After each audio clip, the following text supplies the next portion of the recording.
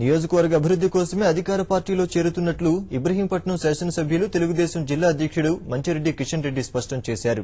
ఈ ఉదయం ముఖ్యమంత్రి కేసీఆర్ ను కలిసిన ఆయన జిల్లా అభివృద్ది కోసం ముఖ్యమంత్రి చేస్తున్న కృషికి ఆకర్షితుడినై తెరాసలో చేరుతున్నట్లు వెల్లడించారు. తెరాసలో చేరికపై తనను గెలిపించిన ప్రజలు నియోజకవర్గాల కార్యకర్తలతో సుదీర్ఘంగా చర్చించాకే ఈ నిర్ణయం తీసుకున్నట్లు పేర్కొన్నారు. తెదాప జిల్లా అధ్యక్ష పదవికి రాజీనామా చేస్తున్నట్లు వెల్లడించారు.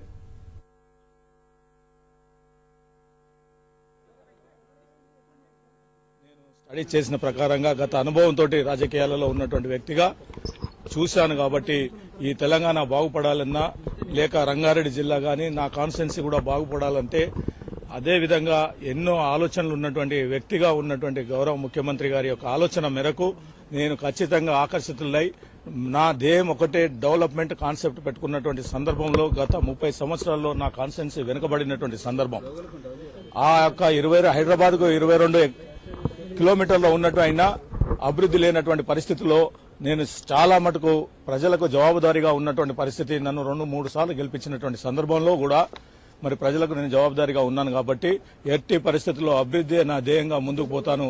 ఇదే 24వ తారీఖు నాడు ప్రొద్దున జాయిన్ అవుతా ఉన్నాను. నా వాళ్ళు నా అనుచరులు అందరూ కూడా కలిసి అన్ని విధాల ఆలోచన చేశాం.